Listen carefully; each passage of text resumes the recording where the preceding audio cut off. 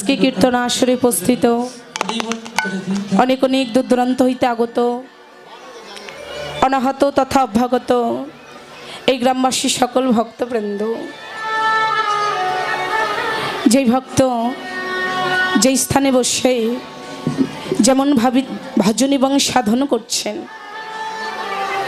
সাকারে অথবা নিরাকারে, সেই সকল সাধুগুরু বৈষ্ণবী মা এবং বাবা আপনাদের সভাকার শ্রীপাদবর্দী জানাই। আমি অধমা কুমারী স্মৃতি সূত্রধর এবং আমার এই ক্ষুদ্র সম্প্রদায় ব্রজগোপী সম্প্রদায়ের পক্ষ থেকে আপনাদের শ্রীচরণে জানাই শত সহস্র কোটি দণ্ডবাদ।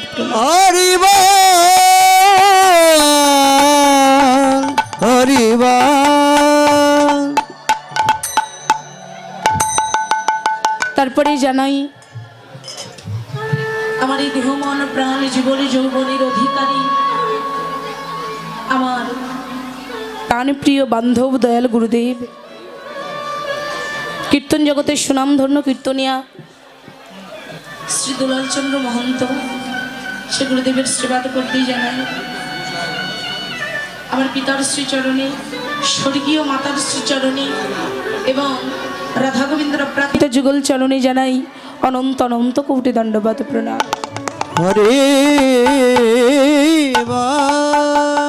রাধেশ্যাম। আজকে আমরা সবাই স্থানে উপস্থিত হয়েছি আমার রাধা গোবিন্দের অপ্রাকৃত লীলা কীর্তন, এই অষ্টপ্রহর লীলা কীর্তন শ্রবণ করিবার জন্য সবাই এসেছে। তা যে কীর্তনিয়া যত বড়ই কীর্তনিয়া হোক না কেন, আমরা যে গাড়িতে চড়ে এসেছি ওই গাড়িটা চড়ে কিন্তু কোনো কীর্তনিয়া আসেনি বাবা। আমরা যে গাড়িতে চড়ে এসেছি ওই গাড়িতে চড়ে শুধুমাত্র স্মৃতি সূত্রধর এসেছে। আর কীর্তনটা নির্ভর করছে, কীর্তনিয়াটা নির্ভর করছে আপনাদের ওপর। কেন জানেন? কৃষ্ণ কৃপা এই জগতময়, শ্রী গুরু কৃপা কোনো ভাগ্যবান ভাগ্যবতীর হয়। রাধে রাধে। সাধুগুরু বৈষ্ণবে কৃপা পাওয়াটা এত সহজ নয় বাবা। যে সাধুগুরু বৈষ্ণবে কৃপা পাইবার জন্য যোগী ঋষি মণি ঋষিগণ যুগ যুগ জনম জনম ধরে তপস্যা করছেন, কিন্তু যেই প্রভুর লীলা লাভ করতে আজকে এসেছি। এই যে আমি তিলক পড়েছি, তুলসীর মালা পড়েছি, কীর্তন করছি, আপনারা মনে করছেন কীর্তনীয় মামুচি ভক্ত হয়েছে, কিন্তু তিলক পড়লে তুলসীর মালা পড়লেই যে আমি ভক্ত, আর একজন যে তিলক তুলসীর মালা পড়ে নাই সে যে অভক্ত, এটাও কিন্তু বলা যাবে না। কেন? বৈষ্ণবের শ্রীতে নাই দেবেরও সম্মতি। দেবতাও বলতে পারে না কি বৈষ্ণব আর কে অবৈষ্ণব। আর আমি তো দুর্লভ একটা মানবজনী মানবকুল। মহাজন বললেন 1 কোটি বদ্ধ জীবের মধ্যে একটি মিলে মুক্ত জীব, 1 কোটি মুক্ত জীবের মধ্যে একটি মিলে মুক্ত সিদ্ধ জীব, আর 1 কোটি মুক্ত সিদ্ধ জীবের মধ্যে একজন পাওয়া যায় পরম বৈষ্ণব বা কৃষ্ণ ভক্ত মা। রাধে রাধে। বহু বহু জন্মের পাপ থেকে অপরাধ থেকে মুক্তি লাভ করা যায় যদি কোনো ভক্ত একটা নিষ্কিঞ্জন বৈষ্ণবের চরণ পরশ করতে পারে। কথাটা কেন বললাম আপনারা হয়তো বলতে পারেন মা এই কথাটা কেন বলছো? বাস্তব উদাহরণ। আমাদের যদি চোখ নষ্ট হয়ে যায় বাবা, আমাদের যদি চোখ নষ্ট হয়ে যায়, ডাক্তারবাবুর কাছে গিয়ে ডাক্তার মশাইকে ডেকে বলি, ডাক্তার মশাই আমাদের চোখ নষ্ট হয়ে গেছে, আপনি কিছু ঔষধ দিন বা অপারেশন করে চোখটা ভালো করে দেয়।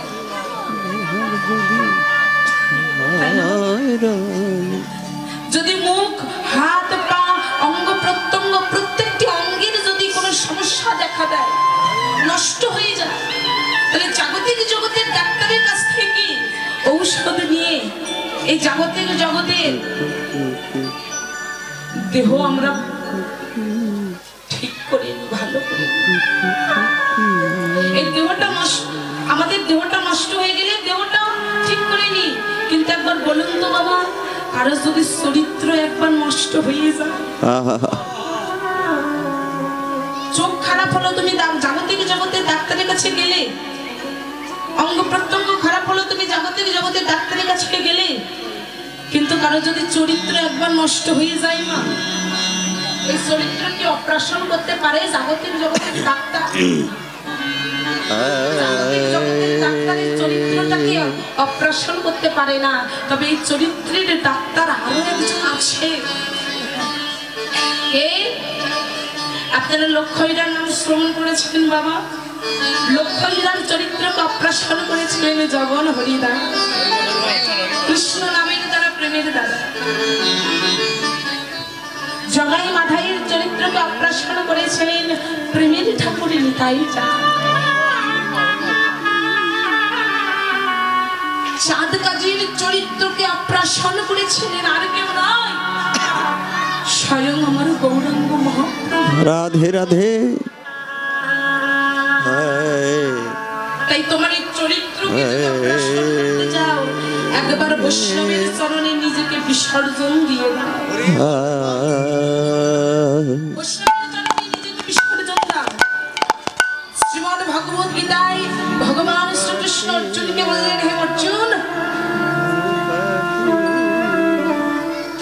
সর্ব ধর্মান পরিত্যাজ্য মামেকং শরণং ব্রজ অহং তাং সর্ব পাপেভ্যো মোক্ষয়িষ্যামি মা শুচি। রাধে রাধে। যে যথামাং প্রবর্তন্তে তাং স্তৈব ভজমহং মম বর্তানুবর্তন্তে মনুষ্য পার্থ সর্বস্ব। হা হা হা। অর্জুন, কোন ভক্ত সারাটা জীবন অপরাধ করে মৃত্যুকালে একবার যদি আমার নাম স্মরণ করতে পারে,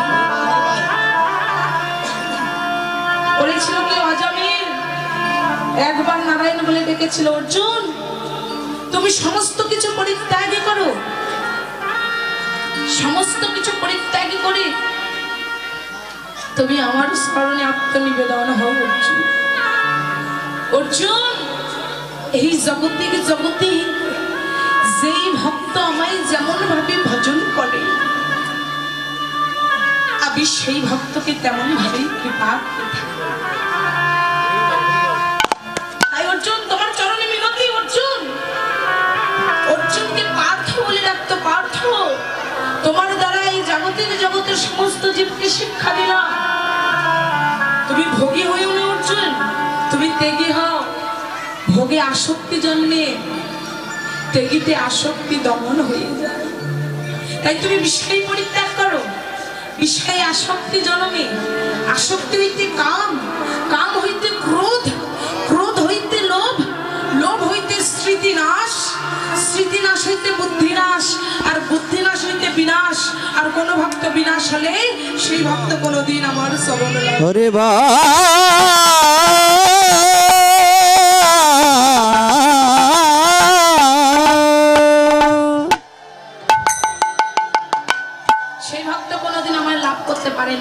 শ্রীমদ্ ভগবত গীতায় আরো বলেছেন, দেখুন কত সুন্দর কথা। অহিংসা সৈতম ক্রোধ ত্যাগা শান্তি বিশ্বনাম দয়া ভূতেষু ললুত্তম মার্ধম হীরি চাপ লাম তেজ সমাদ্রিতা নাতি মানহিতা ভবন্তি সম্পদম দেবী অভিজাত ভারত। রাধে রাধে। আমাকে পেতে চাইলে শুধু ভক্ত সেজো না, ভক্ত হও। ভক্ত হতে গেলে কাম, ক্রোধ, লোভ, মোহ, মদ, মাৎসর্য, বিদ্যা, মহত্ব, অহংকার, রূপ, যৌবন, এগুলোকে পরিত্যাগ করতে হবে বাবা। একটা কথা মনে রাখবেন, হিংসার মতো কোনো পাপ নেই, হিংসার মতো কোনো পাপ নেই আর দয়ার মতো কোনো ধর্ম নেই শেষ। রাধে রাধে হিংসার মতো কোনো পাপ নেই আর দয়ার মতো কোনো ধর্ম নেই। তাই এগুলোকে পরিত্যাগ করো।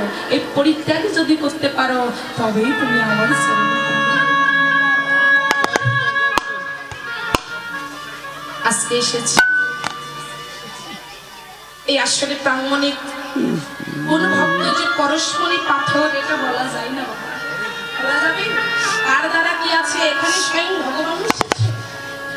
বাবা 2 দিনের দেহ নিয়ে এত মান অভিমান না করে মাঝে মধ্যে বৈষ্ণব ভক্তকে হৃদয়ে ধরবেন বাবা।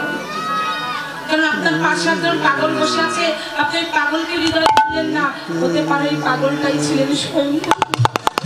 বাহ বাহ বাহ, এটা বলা যায় না। তাই চলুন এসেছি আর বিলম্ব না করে গীতব্য বিষয় ইতিপূর্বে শ্রবণ করলেন গমন গোষ্ঠলীলা। সেই গমন গোষ্ঠলীলাকে বিশ্রামে রেখে আস্বাদন করব হরে কৃষ্ণ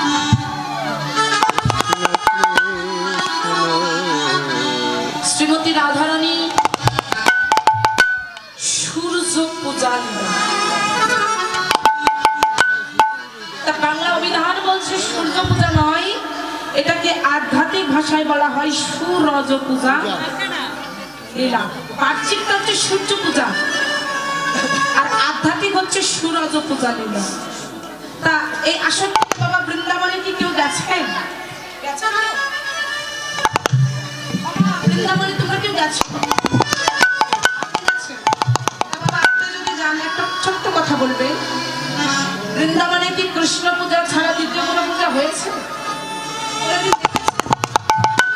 বৃন্দাবনে আজকে যেমন তো কৃষ্ণ পূজা ছাড়া দ্বিতীয় কোনো পূজা হয় না, আজকে শ্রীমতী রাধারানীর সূর্য পূজাটা কোথা থেকে পাচ্ছে এটা আমাদের জানতে হবে। সূর্য পূজা কই থেকে এলো? বৃন্দাবনে তো কোনোদিন সূর্য পূজা হয়নি। শুধু সূর্য পূজা কেন, কোন দেবতারই পূজা হয়নি। আরে হবে কেমন করে? সব দেবতারাই তো কৃষ্ণ চরণ পাওয়ার জন্য কাঁদে। ভাবতে হবে, একটু ভাবুন। শুধু কীর্তন শুনে ঘরে গেলে হবে, একটু ভাবতে হবে।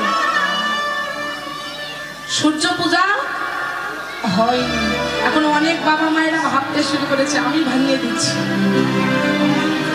বৃন্দাবনে সূর্য পূজা হয়নি, সূর্য পূজা একটা ছলনা ছিল। সূর্য পূজার ফলে সূর্য পূজার ফলে কি হয়েছিল গো মা? কৃষ্ণ পূজা। ভানু পূজার ফলে রাধে শ্যাম। চলুন আস্বাদন করবো লীলা মাঝে অনেক ভুল ত্রুটি রসবাস হবে। আপনারা সকলেই আপনাদের শ্রীচরণে রেখে কাশীর সমস্ত অপরাধ ক্ষমা সুন্দর দৃষ্টিতে দেখবেন। আপনাদের সবাইকার শ্রীবাদ পত্রে জানাই শত সহস্র কোটি ধন্যবাদ। জয়